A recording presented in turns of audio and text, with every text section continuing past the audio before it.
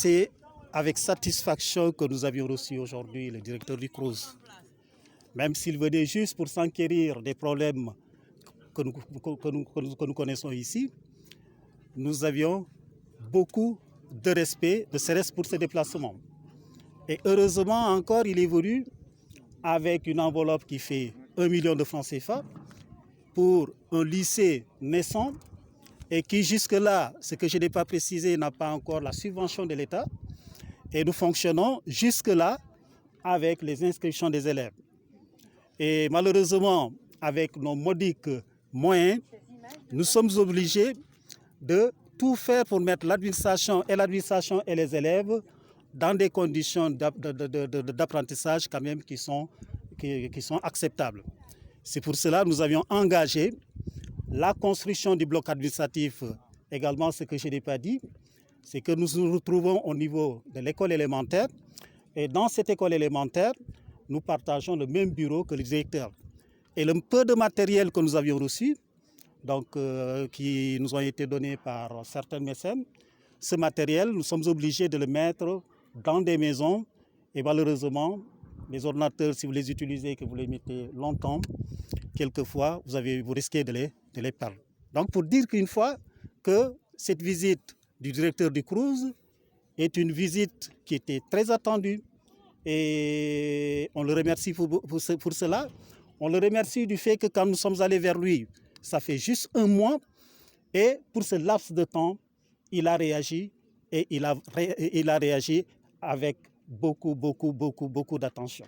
C'est pour cela, ne serait-ce que pour cela, on le remercie beaucoup et nous pensons qu'avec cette somme qu'il nous a remis de 1 million de francs CFA, cette somme nous permettra d'ici octobre de mettre au moins l'administration dans des conditions de travail qui permettraient de gérer, de faire une gestion administrative des élèves et des enseignants qui pourraient avoir peut-être un effet positif sur les résultats du lycée. Il s'agit justement de mettre en œuvre cette responsabilité sociale qui ne concerne pas seulement que des entreprises commerciales, mais ça concerne aussi des structures publiques, notamment de l'État. Le CROUS, le Centre régional des aides universitaires sociales de Ziguinchor, en est un. Et il vit dans un environnement qui l'entoure et qui est composé de populations, lesquelles populations ont quand même des doléances, et parmi lesquelles les écoles primaires, le lycée et bien sûr le CEM. J'avais reçu donc une délégation de ces structures dans la direction du CROUS et qui est venue donc m'entretenir des problèmes auxquels ils se sont rencontrés. Et la façon donc évidemment la plus normale que je puisse donc évidemment faire, c'est de non seulement marquer ma présence au niveau de ces structures, mais d'apporter le soutien du directeur de CROUS que je suis. Évidemment, c'est une contribution très modeste, mais pour nous, il ne s'agit pas simplement de ça qu'il s'agit. Il s'agit justement de susciter cet élan de solidarité à l'égard du lycée de Thiénian, du CEM de Thiénian et aussi de l'école de Djabel. Évidemment, je suis venu avec une délégation du CROUS. Donc ça veut dire que mon appel, c'est que justement cette collaboration pourrait être pérennisée, c'est-à-dire qu'elle va au-delà de ma personne. Je ne suis pas appelé à rester ici comme directeur du CROUS, il y aura peut-être un autre. Et en prenant en témoin le personnel du CROUS, ça permet en fait de faire de la transition. Que demain, que ceux qui seront appelés à présider au destiné du CROUS puissent un peu se rappeler de ces règles élémentaires de bon voisinage, c'est de venir au secours du voisin. Et le lycée, pour nous, c'est un voisin. Le CEM, pour nous, c'est un voisin. L'école de Djabel, pour nous, c'est un voisin.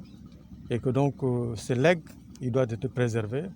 Et j'entends justement bâtir une collaboration fructueuse avec ces structures pour marquer la solidarité au sein du secteur de l'éducation, puisque nous construisons tous justement ce secteur, nous, secteur universitaire, eux, secteur scolaire, et pour qu'on se donne la main, pour que justement l'éducation ou la formation du coup dans notre pays pour aller de l'avant.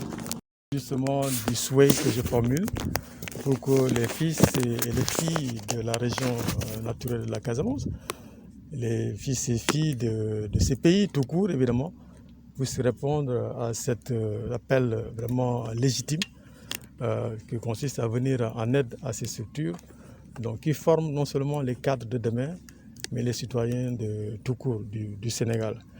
Et j'espère évidemment que beaucoup de responsables, je ne dirais pas politiques, de personnalités de cette région, il y en a l'appel dans notre pays, pourront demain, j'en suis sûr, répondre à cet appel pressant.